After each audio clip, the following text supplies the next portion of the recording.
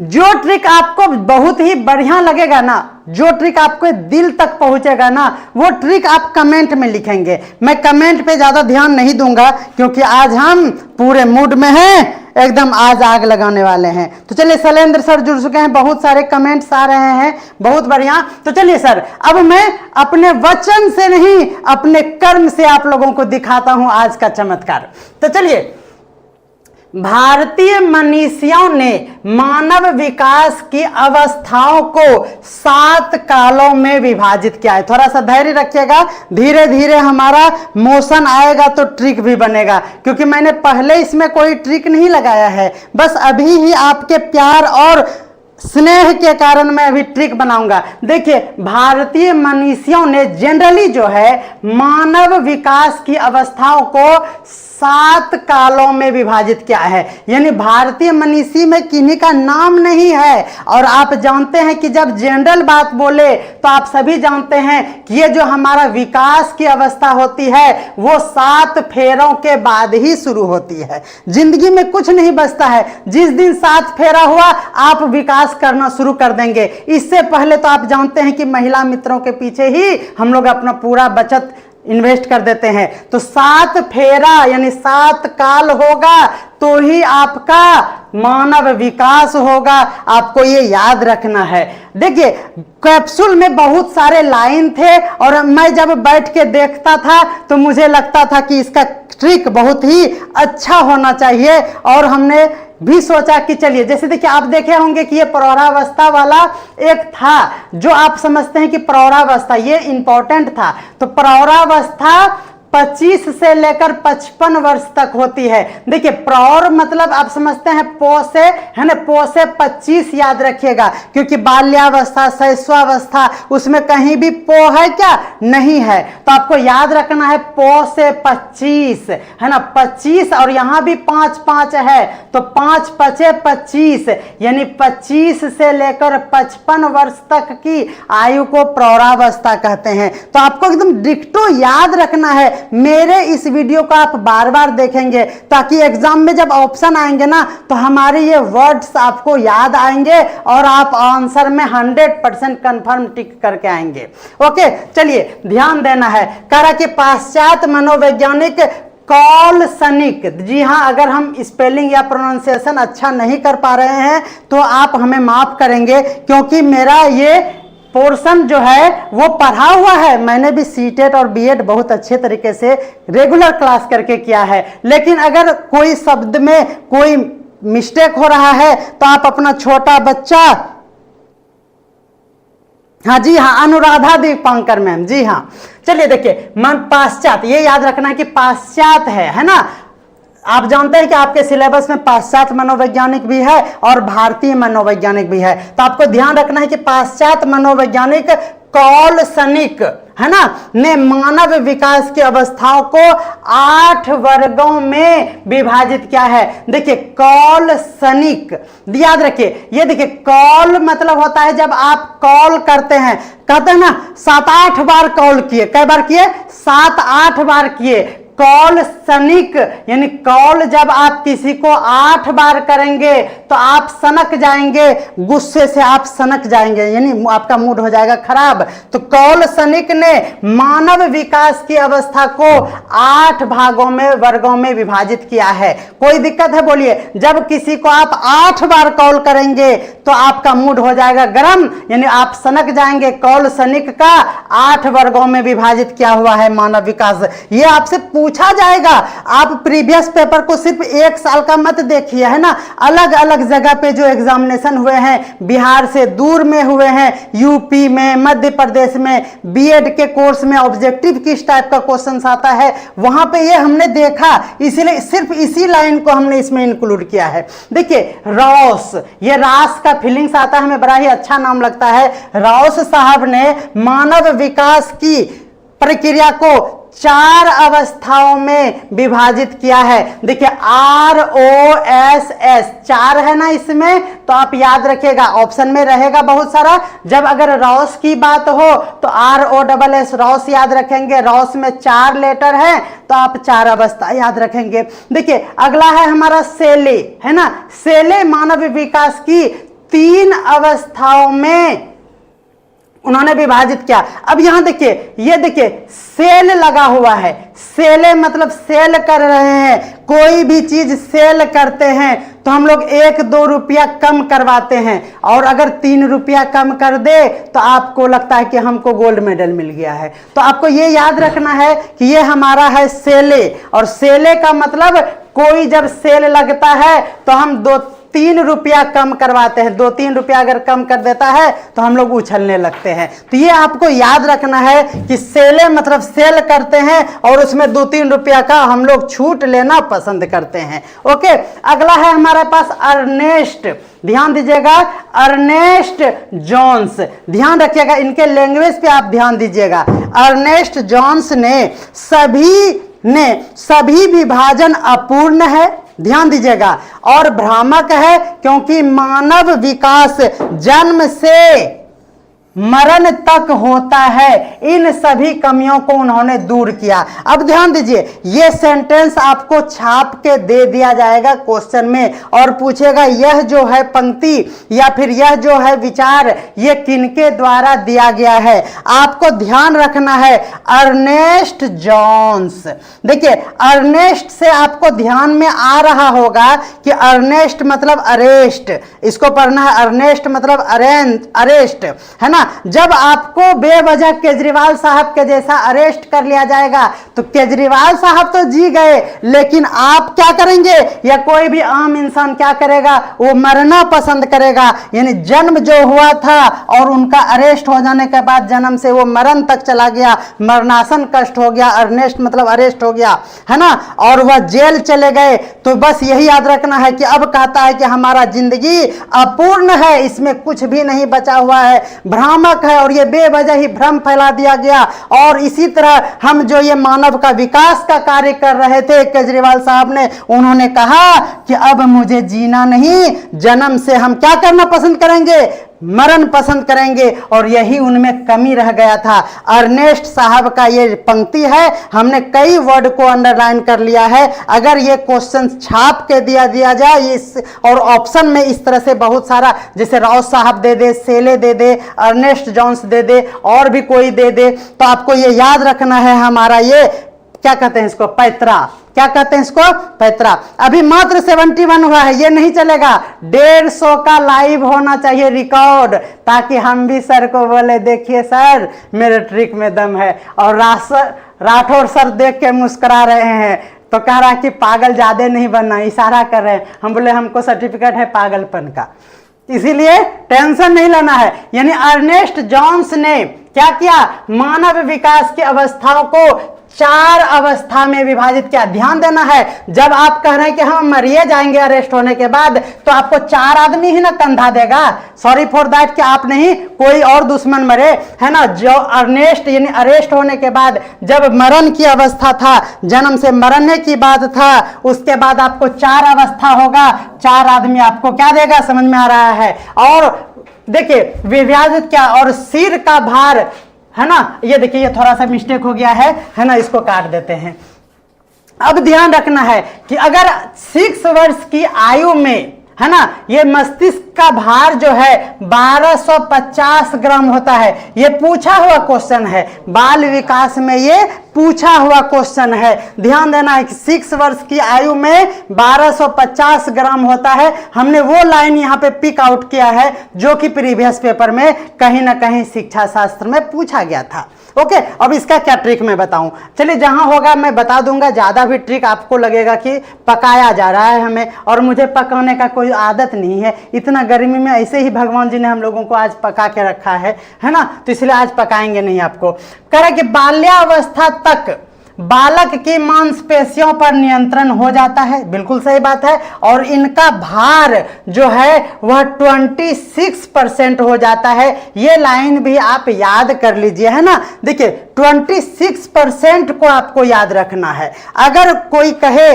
कि 25 सप्ताह तक में क्या है हमारे शरीर में, बच्चों के शरीर में विकास, तो 25 सप्ताह तक शिशु जिस प्रकार ध्वनि निकालता है उसमें स्वर की संख्या आपसे पूछा जाएगा, तो स्वर की संख्या है ना वो बहुत ही अधिक होता है, आपको ये याद रखना होगा। ठीक है, अब ये देखिए हमारा क्या है, 10 मास की अवस्था में शिशु पहला शब्द बोलता है और उसी को क्या करता है, बार बार दोहराता है। देखिए 10 मास, आपको ये याद रखना है कि 10 मास की अवस्था में ही शिशु पहला शब्द बोलता है। अब यहां पे देखिए प्रत्यय ज्ञान जो है वह स्थूल से सूक्ष्म की ओर होता है। अब इसको ध्यान रखना है, ये वर्ड को ध्यान रखना है। प्रत्यय ज्ञान जो है, अगर आपको प्रत्यय का ज्ञान हो जाएगा तो आप छोटी छोटी बातों पर भी ध्यान देंगे। क्या करेंगे, ध्यान देंगे, छोटी छोटी बातों पर भी ध्यान देंगे। और अगर आपको ज्ञान नहीं हुआ है तो आप कहेंगे कि कुछ भी बड़ा बात हो गया, जैसे आपको कोई इंसल्ट कर दिया, कोई आपके स्वाभिमान को ठोकर पहुंचाया, फिर भी आप कहेंगे धो जाने दो, कोई दिक्कत नहीं है। लेकिन अगर आपको समझदारी है, ज्ञान है, थोड़ा सा पानी है ना, तो हम लोग कहते हैं कि ये प्रत्यय ज्ञान होता है, तो हम लोग स्थूल जो खड़े रहते हैं उससे सूक्ष्म चीज की ओर विकसित होता है। ये ट्रिक है हमारा कि प्रत्यय ज्ञान होने पर आप स्थूल से छोटे छोटे बातों पर भी बाद में कंसीडर करना शुरू कर देते हैं, तो बाद में छोटे छोटे बात याद रखना है, सूक्ष्म, है ना। भाषा का ज्ञान ध्यान देना है, जब आपको भाषा का ज्ञान होगा, भाषा का ज्ञान मतलब क्या हुआ, भाषा का ज्ञान क्या होता है, तो मूर्त और अमूर्त हम लोगों को समझ में नहीं आता। हम कहते हैं कि मूर्त को मत समझो ना, राठौर सर 4 बार समझाए फिर भी नहीं समझ में आया, कोई बात नहीं, हम समझाते हैं। मूर्त मतलब मूर्ति समझ लीजिए, क्या समझिए, मूर्ति। और जब मूर्ति हम लोग रखते हैं अपने पास में बैठाते हैं तो हम लोगों को लगता है कि ये भगवान है और ये बोलेंगे, और पूजा पाठ करने के बाद जब बोलते नहीं है भगवान जी कुछ तो कहते दो ये बेकार मूर्ति है। तो मूर्त से अमूर्त की ओर, जब यानी मूर्त को हम लोग बोलते हैं बेकार मूर्ति, अच्छा नहीं खरीदाया, तो वो बोल ही नहीं रहा है उनको, क्योंकि भाषा का ज्ञान ही नहीं हुआ। तो मूर्त तो था लेकिन हम लोग उसको कहते हैं ये अच्छा बात नहीं हुआ, अमूर्त, यानी लगा दीजिए, सॉरी फॉर दैट, कि हम भगवान पे नहीं जा रहे हैं, ये कोई भी मूर्ति हो सकता है। तो भाषा का ज्ञान में याद रखना है कि वो मूर्त तो था लेकिन आप कहते हैं ये अमूर्त है, बेकार मूर्ति है, तो ये भाषा का ज्ञान हो गया। चलिए करा कि वाटसन के अनुसार ध्यान देना है, वाटसन के अनुसार वाटसन ने बालक में 4 प्रकार के संवेग बताए हैं। आपको यह कहा जाएगा कि बालकों में 4 प्रकार का संवेग की व्याख्या या वर्णन किनके द्वारा किया गया है, तो आपको याद रखना है वाटसन। ध्यान देना है, 4 प्रकार के संवेग की बात किन्होंने कहा है, वाटसन ने कहा है। ध्यान देना है, उत्तर बाल्यावस्था में पाए जाने वाले मुख्य संवेग की प्रायः भय, क्रोध, ईर्ष्या, जिज्ञासा, स्नेह और हर्ष वाला बात, यानी ये जो हमारे अंदर में जो हमारा एक फीलिंग्स होता है, कैसा फीलिंग्स, तो आपको डर लगेगा, है ना, फिर आपको क्रोध हो जाएगा, ईर्ष्या, जलन, जिज्ञासा, स्नेह, ये सब उतर जाएगा जब आप हेडमास्टर बन जाएंगे। क्यों? क्योंकि आपको इतना इज्जत मिलेगा, आपको कोई नहीं बोलेगा धो ये प्रभारी है, ये तो 2 दिन में जाएगा, काहे टेंशन ले रहा है, क्योंकि आप बॉस होंगे उस स्कूल का। तो समझ में आ रहा है ना, उसके बाद आपसे लोग भय करेंगे, आप पे कोई क्रोध नहीं करेंगे, आपसे जलन तो होगा ही, जिज्ञासा भी होगा, सर आप कैसे निकाले हैं, तो आप बता दीजिएगा कि राज एजुकेशन में राज सर से बढ़ के राठौर सर का नाम लेना है, ठीक है ना, ठीक। स्नेह आपको मिलेगा और आपको बहुत ही खुशी होगा, और सबका जो अभी हेकरी है ना आप ही उतारिएगा, है ना, तो आप उत्तर बाल्यावस्था, समझ रहे हैं ना ट्रिक, बहुत बेहतरीन। अगर कोई वर्ड ज्यादा बोला जाए तो आप समझिएगा कि हम थोड़ा अल्कोहलिक हैं गर्मी में, इसलिए थोड़ा बहुत बर्दाश्त कर लीजिएगा मेरा ट्रिक।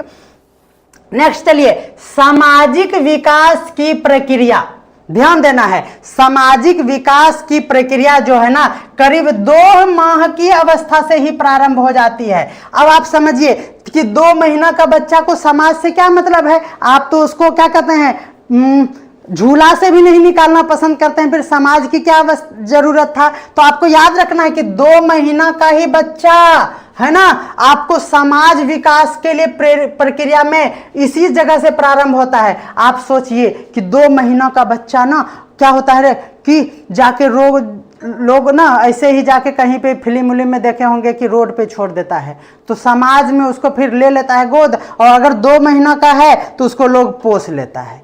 तो समझ में आ रहा है ना कि 2 महीना का बच्चा को समाज में जाके छोड़ दिया। बताइए, तो ये ट्रिक है और कुछ भी नहीं, आपको रोना नहीं है मेरे इस ट्रिक से। तो सामाजिक विकास उसी जगह से शुरू होगा जिस दिन 2 महीने का बच्चा आपको रोड पे मिल जाएगा और आप कहेंगे कि ये समाज का विकास करेगा, समझ में आ रहा है ना, और आप उसको पाल पोस कर बड़ा कीजिएगा और वो नाम कमाएगा। तो ध्यान रखना है कि 2 महीना से ही ये शुरू हो जाता है। बाल्यावस्था में बालकों में, अब ध्यान देना है, बाल्यावस्था में बालकों में, बालक मतलब बॉयज में ऑडिपस और इलेक्ट्रा ग्रंथियों, है ना, यानी बालकों मतलब यहां क्या हो गया, अभिप्राय है लड़का लड़की दोनों, है ना।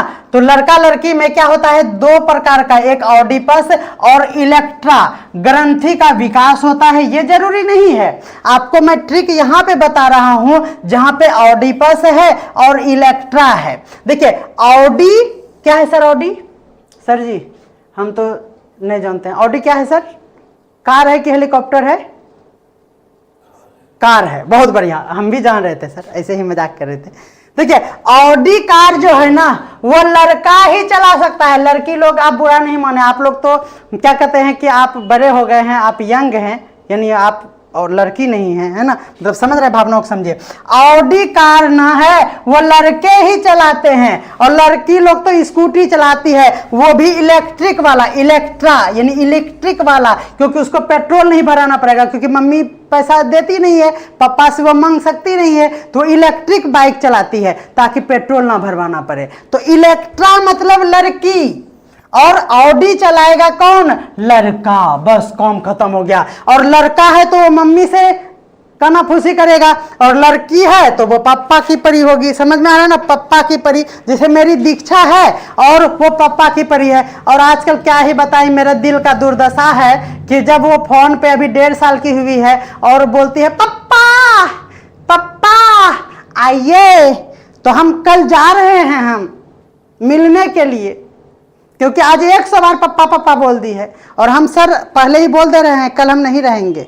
इसीलिए आप अगर कल का क्लास राठौड़ सर संभालेंगे और हम सारा कंटेंट बना देंगे, इसीलिए आपको चिंता नहीं करना है ना, हम कुछ ज़्यादा ही बोल रहे हैं, समझ में आ रहा है। सभी यूनिक ट्रिक बताइएगा सर, सभी यूनिट का ट्रिक, ये पूरे यूनिट का है, ये कोई यूनिट वाइज नहीं है, इसमें आप देखेंगे कि हर एक यूनिट का ट्रिक है इसमें, ठीक है, ये मिक्स है। और ये आप देख रहे होंगे कि ये कैप्सूल से बीच बीच से लिया हुआ इंपॉर्टेंट फैक्ट है, और इस पे जो है ये फुल क्रेडिट इस कंटेंट का राठौड़ सर को जाता है। उन्होंने इसे सेलेक्ट किया और बोला कि अगर आप इसका ट्रिक दे देंगे, क्योंकि सर से तो होता नहीं है ना, सर को मैडम मना की है, मैम मना की है कि आप अगर हंस दिए तो सोच लीजिए आपको खाने नहीं देंगे, इसीलिए हमको बोला गया कि आप इसका ट्रिक बनाइए, क्योंकि सर को ऑर्डर नहीं है ज़्यादा हंसी मजाक करने का, समझ रहे हैं ना, गृह मंत्रालय से ऑर्डर है सर को।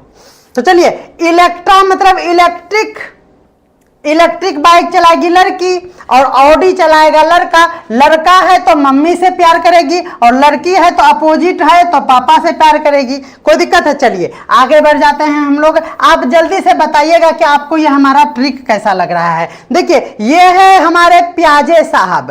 प्याजे साहब को ना बस प्याज का सलाद खाने से मतलब था, ध्यान रखिएगा। प्याजे साहब को सिर्फ प्याज का सलाद खाने से मतलब था। प्याज और सौ से संज्ञानात्मक, ये याद रखना है। जहां भी संज्ञानात्मक हो मेरे प्यारे शिक्षक साथियों, नहीं सभी दोस्तों, ये एग्जाम भी क्या चीज है, न सोने देती है न पढ़ने देती है। दिन रात कैप्सूल का पन्ना हमारे नजरों के सामने घुरता है। लाख याद करना चाहूं फिर भी याद नहीं होता है। दुआ कीजिएगा, बस एक राठौड़ सर का सहारा है। अगर बूस्टर डोज नहीं चला तो हम डैश डैश ही हो जाएंगे। समझ में आ रहा है? बस याद रखिएगा। और ये शतक लगने ही वाला है सर, ऐसे नहीं काम चलेगा। हम बीच में ही रोक देंगे। अगर 5 मिनट के अंदर अगर शतक नहीं पूरा तो 5वां मिनट का लाइव स्ट्रीम एंड होगा। चलिए ये हम वचन लेते हैं और वचन ही है शासन। प्याज सलाद 100 से संज्ञानात्मक। आगे बढ़ते हैं इसी खुशी में। विद्यालय समाजीकरण का एक सक्रिय साधन है। सक्रिय साधन है समाजीकरण का। कौन सा? विद्यालय। बोलेंगे क्यों? बच्चा सोचेगा कि समाजीकरण में समाज आएगा, परिवार आएगा, लेकिन नहीं, आपको ये याद रखना है कि आपके समाज में विद्यालय है, जहां पे आप पढ़ने नहीं आम चुनने जाते हैं। बहुत बेहतरीन सर। देखिए सर, जिस दिन ज्यादा अच्छा कैप्सूल बन जाता है ना, उस दिन सर हमको ले जाते हैं भागलपुर का सबसे बड़ा रेस्टोरेंट, और हम कहते हैं सर इधर खा लीजिए, फुटपाथ में पैसा बचेगा, गरीब आदमी है सर, आप तो सरकारी जॉब करते हैं, हम तो रोड पे आ गए हैं आपके चक्कर में। कहता है सर कहते हैं कि इतना बड़ा आदमी आप बनिएगा, इतना बड़ा आदमी बनिएगा, इतना बड़ा आदमी, इतना बार बोलते हैं ना कि हम कहते हैं कि सर अब हम चक्कर आ रहा है, इतना बड़ा मत बनाइए। ठीक है जी, बहुत बढ़िया। चलिए आगे बढ़ते हैं। ये देखिए जॉन डीवी साहब ना, ये डीवी साहब ना बड़ा ही हमको अजीब लगता है नाम। जॉन डीवी का मत है कि बगैर औपचारिक साधनों से इस जटिल समाज में साधन और क्या है ये सिद्धिताओं, अब जो भी है ना, सिद्धांत हो गया, सिद्धिताओं को हस्तांतरित किया जाता है। देखिए कह रहा है ना कि जॉन डीवी, देखिए ये है हमारा जान, इसको जॉन नहीं पढ़ना है, ये है आपकी जान, है ना। देखिए जॉन डीवी, ये देखिए कह रहा है कि जॉन, अरे जाओ ना, हम आपको जमीन का हस्तांतरण कर देंगे। आप हस्तांतरण तो समझते हैं ना, दे देंगे आपको ऐसे ही, तो जाओ ना हम तुमको दे देंगे, टेंशन नहीं लो। तो ये हस्तांतरण वर्ड याद रखिएगा, क्योंकि आप जानते हैं कि ये वाला लाइन क्वेश्चन में रहेगा यहां से यहां तक, और ये रहेगा ऑप्शन में। आपसे पूछेगा कि बगैर औपचारिक साधनों के जटिल समाज में साधन एवं सिद्धियों का, है ना, हस्तांतरित करना संभव नहीं है। तो कहीं कह रहा है कि हस्तांतरण करना संभव, ये याद रखना नहीं है, जाओ ना, संभव नहीं है हमारे पास। तो ये बात आपको याद रखना है कि हस्तांतरण करना एकदम संभव नहीं है। जाओ, कहते हैं ना कि पैसा भेज दीजिए ना थोड़ा सा, नहीं अभी संभव नहीं है, जाओ। तो यही है, हस्तांतरण करना संभव नहीं है, जॉन डीवी, आपको यह याद रखना है। देखिए ग्रीन के अनुसार ध्यान देना है, ग्रीन मतलब ग्रीन, हमारा समाज हरा भरा रहता है, हमारा घर में कोई पेड़ पौधा नहीं होता है, लेकिन जब समाज में निकलते हैं तो वो हरा भरा रहता है। तो सामाजिकरण की प्रक्रिया के लिए अगर ग्रीन की बात किया जाए तो जिसके द्वारा बच्चा सांस्कृतिक विशेषताओं और व्यक्तित्व को प्राप्त करता है। ध्यान दीजिएगा, बच्चा जो है ना वह 100 से सामाजिकरण और 100 से सांस्कृतिक, दोनों 100 है, और वो ग्रीन समाज है हमारा। तो बच्चा जब सांस्कृतिक विशेषता और अपना व्यक्तित्व का निर्माण करता है, व्यक्तित्व प्राप्त करता है, तो आपको याद रखना है कि उसका मन प्रसन्न हो जाता है, हरा भरा हो जाता है। तो याद रखना है कि वह ग्रीन के अनुसार है। ये सामाजिकरण में सांस्कृतिक, 100 से सामाजिकरण, 100 से सांस्कृतिक और 100 से समाज है हमारा हरा भरा, ध्यान रखना है। फीचर याद रखना है, फीचर के शब्दों में अगर सामाजिकरण की व्याख्या की जाए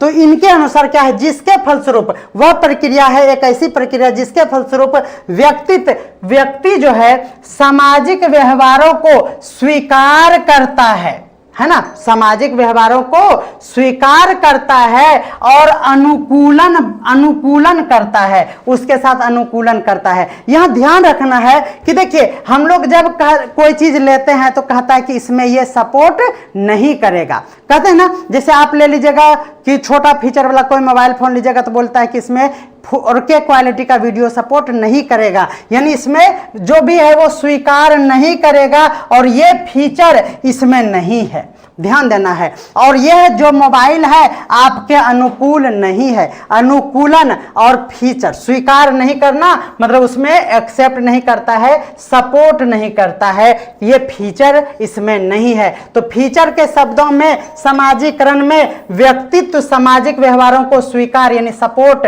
नहीं करता है, ये फीचर इसमें नहीं है और ये आपके लिए अनुकूल नहीं है। अनुकूलन वर्ड आपको याद रखना है। ओके चलिए नेक्स्ट देखते हैं। कहते हैं कि गिलीन, याद रखना है गिलीन के अनुसार, याद रखना है गिलीन के अनुसार समाजीकरण से आशय उस प्रक्रिया से है जिसके द्वारा एक व्यक्ति समाज के क्रियाशील सदस्यों के रूप में विकसित होता है। समाज के क्रियाशील सदस्यों के रूप में गिलीन, याद रखिए समाज में क्रियाशील, क्रियाशील समझते हैं ये केमिस्ट्री का वर्ड है, बहुत ही ज्यादा क्रियाशील होगा तो वह क्या होगा, गल जाएगा। गिलीन, गिल फील रहा है कि गिल जाएगा, गिलीन मतलब क्या, गल जाएगा। तो गिलीन का मतलब है कि वो क्रियाशील वर्ड से आपको याद रखना है, ये वर्ड रहेगा या ये वर्ड रहेगा। आप समझ रहे हैं ना कि ये क्वेश्चन में रह सकता है तो ये ऑप्शन में गिलीन बाबू रहेगा। और गिलीन के अनुसार निम्न में से क्या है, तो आपको याद रखना है कि सर बताए थे कि अगर गल जाएगा, अगर वो ज्यादा क्रियाशील होगा तो क्रियाशील के लिए हमारा गिलीन शब्द आएगा। आप बताइए तो ये ट्रिक आपको कैसा लग रहा है, कमेंट करते चलिए। सामाजिकरण की प्रक्रिया, देखिए इतना सामाजिकरण था ना कि हमारा माथा तो पहले ही उड़ रहा था, यहाँ भी सामाजिकरण, यहाँ भी सामाजिकरण, यहाँ भी सामाजिकरण, यहाँ भी सामाजिकरण, इतना इतना तो याद आपको होता नहीं। इसलिए हम कह रहे हैं कि देखिए कितना अच्छा ट्रिक बनाते हैं हम। कुक के अनुसार सामाजिकरण की प्रक्रिया का परिणाम यह होता है कि बालक सामाजिक दायित्व को स्वयं ग्रहण करता है तथा समाज के विकास में वह योगदान देता है, योगदान देता है। अब देखिए अगर आप घर में बहू हैं, क्या है आप बहू हैं, सास भी हो सकती हैं आप लोग, है ना। अगर आप में घर की बहू हैं तो आप कुक करके यानी खाना बना के स्वयं ग्रहण नहीं करिएगा, अदरवाइज सासू बोरनी से मारेगी। तो यही है, अगर आप कुक करते हैं तो आप स्वयं ग्रहण नहीं कर सकते हैं, सबके खाने के बाद आपका बचा तो ठीक, नहीं तो फिर आप क्या करेंगे, आप हंडी पोंछ के खा लीजिएगा। ठीक है, तो कुक के अनुसार स्वयं ग्रहण करने वाला बात आपको याद रखना है। चलिए हम तो फूले नहीं समा रहे हैं, देखिए मेरा मुंह कैसा हो गया है खुशी से। चलिए रॉस के अनुसार ध्यान देना है, ये रॉस जब भी आता है तो हमको लगता है कि मेरा ही है। और दूसरा बात देखिए यहाँ भी है हम, और एक तो है पाइथागोरस, देखिएगा PYTHA, पाइथागो। आइए देखिए क्या है अंतिम में, रस, देखिए देख रहे हैं पाइथागोरस में भी यहाँ अंतिम में रास लिखा हुआ है, समझ में आ रहा है ना। तो हमको लगता है कि हम यहाँ पे ना टैटू बनवाएंगे पाइथागोरस और रास को ऐसे करके सर लिखवा देंगे। हम ये सोच रहे हैं, बस मेरी धर्मपत्नी हमको आज्ञा नहीं दे रही है, वरना हम टैटू बनवा लेते। हमको बहुत डर लगता है भाई। चलिए रॉस के अनुसार सहयोग करने वाले लोगों में अहम की भावना का विकास और उसके साथ काम करने की क्षमता तथा संकल्प को समाजीकरण कहा जाता है। देखिए ये रॉस है, देखिए जब आपको अहम हो जाएगा, अहम मतलब समझ रहे हैं ना, ये घमंड वाला बात है, सही बात है ना सर, अहम मतलब घमंड वाला बात है, बिल्कुल सही है राठौर सर, सपोर्ट के थैंक यू, है ना। अहम मतलब ये हुआ कि हम अहम, देखिए आप देखिए हम थोड़ा क्या कहते हैं, हम थोड़ा सा धार्मिक बात कर लेते हैं 2 सेकेंड। देखिए अगर आप शांति कुंज हरिद्वार गए हैं तो वहां पे लिखा हुआ है, मिरर लगा हुआ है आगे में, है ना, और उसमें मिरर में जब आप जाके वो उसमें देवता लिखा हुआ है, मानव है वो भटका हुआ देवता है, वहां लगा हुआ है मिरर, आप वहां जाइए और खुद को ही प्रणाम कीजिए। वहां पे लिखा हुआ है सोहम, शिवोहम, ब्रह्मोहम, और भी बहुत सारा हम लिखा हुआ है, और 5 या 7 मिरर लगा हुआ है ना।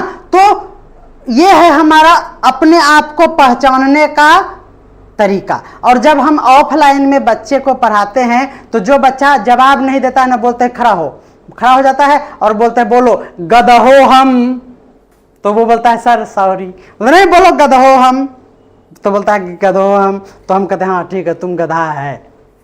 तो समझ में आ रहा है ना, तो ये सब है थोड़ा बहुत मेरा ट्रिक। तो रॉस जब है, जब आप अहम करेंगे यानी आपको घमंड हो जाएगा तो आप सब पे रॉस दिखाएंगे, रॉस मतलब उसमें रोष दिखाएंगे, देख लेते हैं हम। तो ये हो गया अहम वाला बात कि रॉस साहब का है ये। प्रसिद्ध मनोवैज्ञानिक जॉर्ज मीड, ध्यान देना है, प्रसिद्ध मनोवैज्ञानिक जॉर्ज मीड ने अपना समाजीकरण के सिद्धांत में अपनी पुस्तक माइंड, सेल्फ एंड सोसाइटी, देखिए ये मीड से जॉर्ज मीड मतलब हुआ कि ये मिड डे मील आपको याद रखना है। मिड डे मील में जान रहे हैं कि टीचर लोग का माइंड पूरे ही खराब कर दिया है, नहीं, धुआं, ये वो, मैनेजमेंट, हिसाब, खिलाओ कुछ लिखो कुछ, ये करते करते ही सबका माइंड जो है ना वह बहुत ही गड़बड़ हो गया है, मिड, जॉर्ज मिड। और वह सेल्फ कॉन्फिडेंस को भी छोड़ दिया है और उस सोसाइटी में भी वो बदनाम हो चुके हैं, क्योंकि कभी कॉकरोच निकल जाता है तो कभी छिपकली। तो आप जान रहे हैं, सॉरी फॉर दैट, कि आप दिल पे नहीं लेंगे, ये मैं सिर्फ ट्रिक के लिए बता रहा हूं कि जॉर्ज मिड में आपको ध्यान रखना है, ये मिड डे मील के चलते आपका माइंड और आपका सेल्फ कॉन्फिडेंस और समाज में भी बेकार होता कि सब पैसा मास्टर जी खा गया, है ना। तो यह बात आपको ट्रिक के लिए याद रखना है, ऐसे आप इसको जानते हैं कि इसमें कोई सच्चाई नहीं है। अधिगम अक्षमता, देखिए अक्षमता, ठीक है, पद का सर्वप्रथम प्रयोग सैमुअल किर्क, है ना, द्वारा किया गया था। देखिए ये किर्क है, जब आप अक्षमता यानी आपको जब कोई चीज का कमी रह जाएगा, कोई चीज का बीमारी रह जाएगा, कोई चीज जैसे आप तुतला के बोल रहे हैं या कुछ भी कर रहे हैं तो आपका किरकिरी हो जाएगा समाज में, करिएगा तो आपका किरकिरी हो जाएगा। जैसे आप पढ़ नहीं पा रहे हैं, आप लिख नहीं पा रहे हैं, आप गणित का कौशल नहीं जान रहे हैं, आपको वाक क्षमता नहीं है, आपको लेखन और चित्रांकन नहीं आता है, अगर ये सब कमी रहेगा ना तो आपका समाज में ना किरकिरी होगा, 100 से सैमुअल 100 से समाज, और आपका किर्क मतलब किरकिरी हो जाएगा, आपको ये याद रखना है।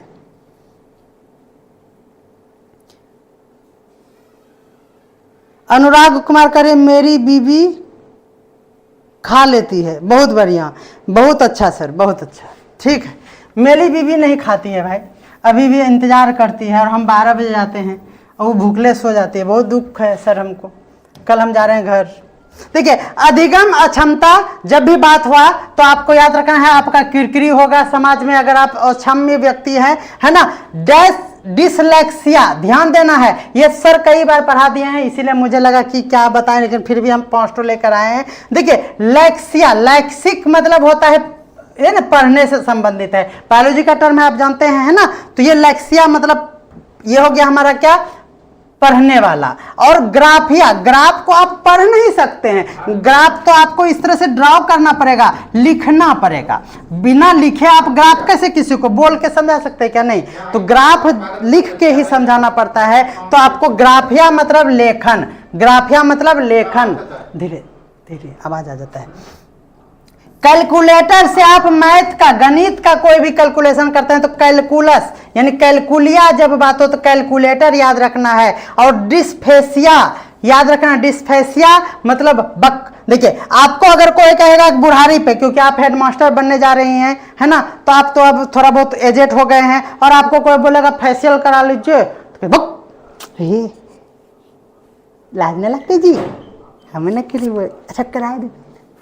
तो आपको देखिए फेसिया यानी आपको फेसिया पे अगर आपको फेशियल कराने के लिए बोल दिए फेसिया तो आप बोलेगा वाक न कराएंगे, क्षमता यानी वाक क्षमता से संबंधित विकार को डिस्फेसिया कहते हैं। और डिस्प्रैक्सिया ध्यान रखना है, पो से प्रे और पो से पिक्चर यानी चित्र, तो याद रहो गया होगा, प्रेक्सिया मतलब चित्र से संबंधित है, ठीक है। राठौर सर के कारवां को आपने आयाम दे रहे हैं, दिल से धन्यवाद, थैंक यू सर, बहुत बहुत धन्यवाद सर, आभार सर। हाँ सही बोल रहे हैं आप, अखिलेश तिवारी सर कह रहे हैं कि बरारी में है एफएम मॉल, सही बात है एफएम मॉल, नहीं अभी हम एफएम मॉल नहीं गए हैं, बहुत दूर है इस उर्दू बाजार से और इतना टाइम नहीं है क्योंकि जाने में ही 20 मिनट लगता है और आप जान रहे कि 1 भी मिनट हमको टाइम नहीं है सर, हम रूम से यहाँ से ऑफिस से निकल ही नहीं पाते हैं, इसीलिए ऑफिस में ही सो जाते हैं हम और 15 तारीख तक यहीं रहेंगे सर। चलिए ये बेहतरीन स्लाइड है हमारा, ध्यान दीजिएगा, हम प्रयास करेंगे कि ये जहाँ तक पहुँचे, है ना, जब तक आपका ये कारवां रहेगा, ये चलता रहेगा। व्युत्पत्ति के आधार पर ध्यान देना है सर, व्युत्पत्ति के आधार पर शिक्षा का अर्थ बालकों के आंतरिक शक्तियों और गुणों को विकसित करके उसका सर्वांगीण विकास करने की क्रिया से है। व्युत्पत्ति के आधार पर शिक्षा का अर्थ याद रखना है, व्युत्पत्ति क्या याद रखना है, व्युत्पत्ति किसी की उत्पत्ति, ये सर्वांगीण विकास से संबंधित है, ये तो आप जानते ही हैं। याद ये रखना है, एडिशन के शब्दों में ध्यान दीजिएगा प्लीज, है ना, ये बहुत इंपॉर्टेंट लाइन है। एडिशन के शब्दों में क्या है कि शिक्षा द्वारा मनुष्य का कि उन अंतर्निहित शक्तियों और गुणों का दिग्दर्शन होता है जिनका प्रकट होना शिक्षा के बिना असंभव है। अब देखिए इसका ट्रिक कितना अच्छा नहीं बनेगा। देखिए एडिशन मतलब होता है जोड़ना। देखिए अगर आपको कहा जाए कि शिक्षा से मनुष्य में अंतर्निहित शक्तियों को और बहुत सारे गुणों को जोड़ा जाता है, शिक्षा के द्वारा आप जोड़ घटाव सीख सकते हैं, तो अंतर्निहित शक्ति जोड़ सकते हैं और गुण भी जोड़ सकते हैं शिक्षा के द्वारा, और इसका मतलब जोड़ सकते हैं का मतलब एडिशन, जोड़ना मतलब एडिशन। खत्म हो गया कहानी। तो ये बातें आपको याद ऐसे रखना है ना कि ये लाइन छप के अगर आ जाए और आपसे पूछ लिया जाए कि ये कथन किनका है, तो एडिशन मतलब यहाँ गुण और शक्ति का जोड़ना, गुण और शक्ति का जोड़ना, एडिशन याद रखना है। दर्शन शब्द 10 धातु से बना है जिसका अर्थ होता है देखना, याद हो सकता है। देखिए फिलॉस शब्द का अर्थ है क्या, फिलॉस शब्द का अर्थ है प्रेम या अनुराग, और सोफिया का अर्थ है विद्या या ज्ञान। देखिए फिलॉस मतलब क्या होता है ना, ये होता है, देखिए फिलॉस मतलब आपको लॉस होगा अगर आप किसी से प्रेम करेंगे, समझ में आया ना, रिचार्ज करवा के और फोन किसी और को, ये होता है, हमारे जिंदगी में भी हुआ था कि रिचार्ज हम करवा देते थे और हमसे 5 मिनट और दूसरे से 25 मिनट। आप हमारे इस बातों से सहमत है? हम अभी तुरंत ही अपनी क्या कहते हैं यौवनावस्था को बिताए हैं और अब हम क्या कहते हैं प्रौढ़ावस्था में घुस गए हैं ना। तो उस जवानी को, प्राचीन काल में जब हम जवान हुआ करते थे तो हम भी किसी का रिचार्ज करा दिया करते थे और 5 मिनट हमसे बात करने के बाद गुड नाइट के बाद 25 मिनट उधर बात होता था। तो ये है लॉस किसका, प्रेम का, और आपका जो ये अनुराग था उसका भी लॉस हो गया। और ये एक सोफिया है ना, और उसको बहुत ज्यादा ही विद्या और ज्ञान था, है ना, और उसको ज्ञान था, हमको कोई बुद्धि नहीं था, इसीलिए हम रिचार्ज करा देते थे। अब ध्यान देना है, सुकरात ने भी कहा था कि जो ज्ञान की प्यास रखते हैं वे सब दार्शनिक है। जो ज्ञान की प्यास रखते हैं वो सुकरात ने कहा था। इसका मतलब ये हुआ कि गर्मी इतना है कि एक नींद में सुबह नहीं होता है, आपको रात में प्यास लग जाता है। यानी किसका प्यास, पानी का प्यास नहीं, ज्ञान का प्यास लग जाता है इस गर्मी में। जब आप रात को सो जाते हैं, सुकरात, रात मतलब सोते हैं, और आपको पानी प्यास लग जाता है गर्मी में, क्योंकि आपके रूम में तो एसी नहीं है ना, इसीलिए आपको गर्मी लगता है और प्यास लग जाता है। चलिए देखिए ये हमारा है कोमेटो, क्या है, कोमेटो, कॉम्टे है, सॉरी फॉर दैट, कॉम्टे क्या है ये, कॉम्टे ने कहा कि दर्शन विज्ञानों का विज्ञान है। ये देखिए विज्ञानों का विज्ञान, को से देखिए कॉम्टे, को एम लगा है ना, को से केमिस्ट्री याद रख लीजिए, सी से केमिस्ट्री होता है कि नहीं, ये विज्ञान, ये भी विज्ञान, यानी विज्ञानों का विज्ञान, कॉम, को से केमिस्ट्री, आपको ये याद रखना है। चलिए और मैं कहता हूं कि ये लास्ट स्लाइड होगा क्योंकि आप देख रहे हैं कि व्यूअर्स कम हो गए हैं, तो अब हम एकदम पक्का लास्ट स्लाइड होगा, है ना। सॉरी फॉर दैट कि अब ये लास्ट स्लाइड ही होगा क्योंकि 52 हो चुका है और हम टाइम पे ही शुरू किए थे और इसमें बहुत सारे स्लाइड है, देखिएगा 1 2 3 4, हाँ इतना ही है। अच्छा तब तो हम खत्म कर देंगे इसको, चलिए कोई बात नहीं, व्यू से हमको कोई मतलब नहीं है, हम इसको देखते हैं कहाँ तक हम खींच पाते हैं। चलिए प्लेटो के अनुसार पदार्थों के यथार्थ स्वरूप का ज्ञान प्राप्त होता है। देखिए प्लेटो ने कहा पो से प्लेट और प्लेट में पदार्थ रख दीजिए कि यथार्थ स्वरूप का ज्ञान प्राप्त करना ही दर्शन है। पो से पदार्थ, पो से प्लेटो। अरस्तु साहब ने कहा कि दर्शन एक ऐसा विज्ञान है जो परम तत्व के यथार्थ स्वरूप की जांच करता है। ये देखिए अरस्तु साहब जो है उन्होंने कहा कि विज्ञान, आप जानते हैं कि अरस्तु का संबंध बायोलॉजी से है ना, और उन्होंने विज्ञान जिसमें आए तो अरस्तु मार दीजिएगा बायोलॉजी समझ के, और ये परम तत्व के यथार्थ, तत्व भी क्या है, संबंध है हमारा साइंस से, साइंस मतलब अरस्तु, अरस्तु मतलब बायोलॉजी, यथार्थ स्वरूप की जांच करता है। कोई दिक्कत है? प्रगतिशील शिक्षा के विकास में जॉन डीवी की भूमिका है। प्रगतिशील शिक्षा, अगर आप प्रगति करेंगे तो जॉन डीवी साहब को ध्यान रखना पड़ेगा। कहा कि बुद्धि लब्धि के सूत्र का आविष्कार टर्मन ने किया था। देखिए बुद्धि आपके मन पे डिपेंड करता है। आपको 2 दूनी 4 अचानक पूछ लिया जाएगा तो आप बोलेगा 12, समझ में आया ना? तो 2 दूनी 4, ये जो मन है ये मन पे डिपेंड करता है आपका बुद्धि। तो टर्मन मतलब बुद्धि, और बुद्धि का लब्धि ध्यान हो गया होगा। हालांकि सबसे पहले बुद्धि लब्धि का सूत्र का प्रतिपादन, ये सूत्र बोले तो 100 से सूत्र 100 से टर्न, ध्यान रखना है। जब बुद्धि लब्धि के सूत्र का आविष्कार टर्मन ने ऐसे किया था, लेकिन सबसे पहले जो कॉन्सेप्ट उनके मन में आया था वो थे हमारा स्टर्न साहब। क्या थे? स्टर्न साहब। ये 2 बातें आपको कंफ्यूज करेगा, आप यहाँ पे स्टार नोट कर लीजिए। बुद्धि लब्धि के सूत्र का आविष्कार पूछे, क्या पूछे? आविष्कार पूछे तो टर्मन लगाना है, और सबसे पहले पूछे तो आपको स्टर्न लगाना है। क्या लगाना है बोलिए?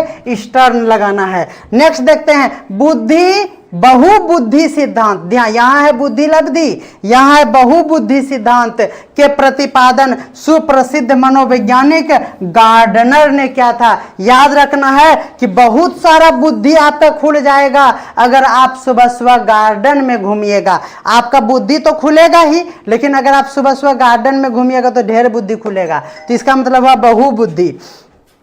विद्यालय तथा पास पड़ोस सामाजिकरण का गौण वाहक है। ध्यान रखिएगा, आप विद्यालय जाइएगा तो कोई दिक्कत नहीं है, लेकिन आस पड़ोस, ना ही आप विद्यालय और ना ही पास पड़ोस आप जाएंगे गौन पहनकर। गौन समझते हैं ना?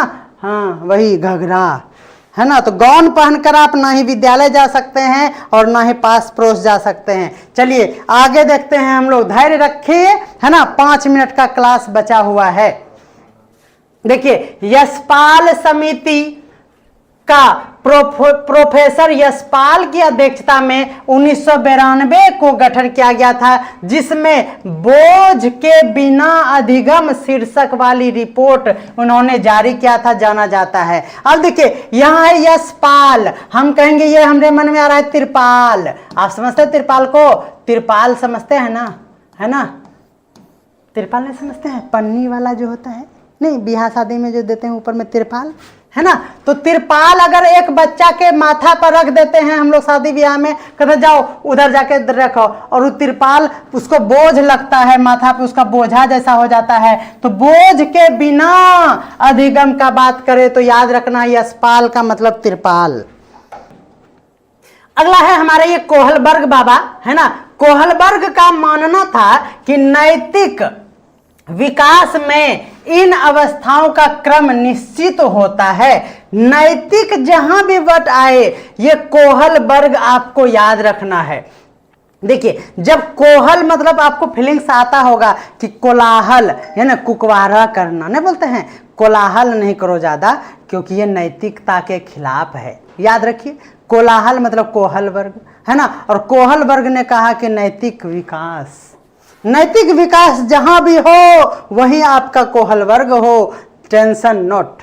आगे बढ़ते हैं, सामाजिकरण के कुछ सक्रिय कारक है। देखिए समाज जो हमारा शुरू होता है पहले परिवार, और परिवार गया आस पड़ोस में क्या मांगने, आटा सत्तू मांगने। यहाँ पे मिला, नहीं मिला तो वो स्कूल चला गया मिड डे मील करने, और वहाँ पे उनको अपना मित्र मिल गया और मित्रगण। आपको ये क्रम याद रखना है ना, ये क्रम भी आपको याद रखना है इस तरह से, ठीक है ना। चलिए आगे बढ़ते हैं। बाल विकास को सर्वाधिक प्रेरित करने वाला प्रमुख घटक है खेल का मैदान, क्योंकि आप जानते हैं कि बाल विकास जो है वह खेल के मैदान में ही सबसे ज़्यादा होता है। क्योंकि अगर आप घर में उसको बंद करके रखेंगे कमरे में या घर में कि मेरा बेटा है राजकुमार और बाहर नहीं जाएगा तो बौधा कुमार हो जाएगा, समझ में आ रहा है ना। तो बाल विकास तभी होगा जब आप उसको छूट देंगे और वो खेल के मैदान में खेलेंगे। तो प्रमुख घटक है बाल विकास का खेल का मैदान। गर्भस्थ शिशु में सांस लेने की प्रक्रिया, ध्यान रखना है, गर्भस्थ शिशु मतलब गर्भ में जो कोई बच्चा रहता है वह सांस लेना शुरू करता है 16 सप्ताह से, यानी 16 सप्ताह के जब हो जाते हैं तो 100 से 16 और 100 से सांस, यानी सांस लेना 16 सप्ताह में वह प्रारंभ करता है। लॉरेंस कोहलबर्ग, यानी यही हुआ कोहलबर्ग, यहां भी कोहलबर्ग है, वही है ये बाबा कोहलबर्ग बाबा, है ना। विकास के क्षेत्र में शोध के लिए जाने जाते हैं। जहां भी कोहलबर्ग आए वहां नैतिक आए, ध्यान रखना है। और अब ये लास्ट स्लाइड है हमारा कि निम्नलिखित में से कौन सी किशोरावस्था की मुख्य समस्या है। तो आप सभी ये बात तो बहुत अच्छे से जानते हैं कि संवेगात्मक समस्या, शारीरिक परिवर्तन होते हैं, ये भी एक समस्या है। वह समायोजन नहीं कर पाते हैं, ये भी समस्या ही है। सर आप क्या कर रहा है, छुपा हीरो है? जबरदस्त, थैंक यू।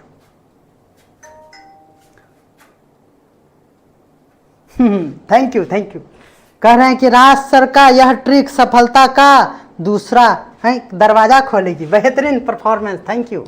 कह रहा है कि व्यक्तित्व का अंतर्मुखता है ना और बहिर्मुखता, ये है अंतर्मुखता मतलब सर आप, हाँ ठीक है, हमको याद है। आज हमको फायदा हो रहा है कि राठौर सर के क्लास में आगे बैठने से कितना फायदा हुआ, सही बात है ना सर, है ना। क्योंकि सर पढ़ाते थे, हम वहाँ मनन चिंतन करते रहते थे, आज उसका फायदा हमको मिल रहा है। थैंक यू सर कि ये आप ही से हम सीखे हैं। अंतर्मुखता मतलब राठौर सर, है ना, और ये बहिर्मुखता मतलब बहुत बकर बकर करने वाले आपके दुलरवा राज सर। मजा आ गया, ध्यान दीजिएगा। ये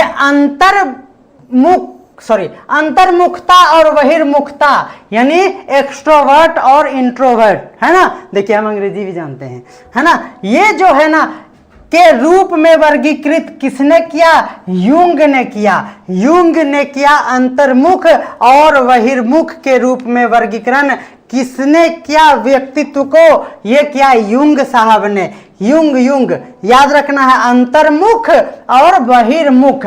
ये अंतर्मुख मतलब मुख और ये भी मुख, ये दोनों मुख यूंग याद रखना है। मुख यूंग मुख और यूंग। चलिए आगे बढ़ते हैं। संपूर्ण व्यक्तियों को उसके व्यक्तित्व के आधार पर दो श्रेणी में, जहां भी अंतर्मुख और बहिर्मुख की बात हो, यूंग याद रखना है। यूंग बाबा यूंग, ठीक है, ध्यान देना है। नेक्स्ट है हमारा किशोरावस्था बड़े ही संघर्ष और तनाव और तूफान की अवस्था है। यह किसने कहा था? देखिए आप संघर्ष करते हैं एक हॉल में बैठ के, वहां पे आपको तनाव हुआ और वहां पे आप तूफानी करना शुरू कर दिए। यह हॉल मतलब हुआ स्टैनली हॉल।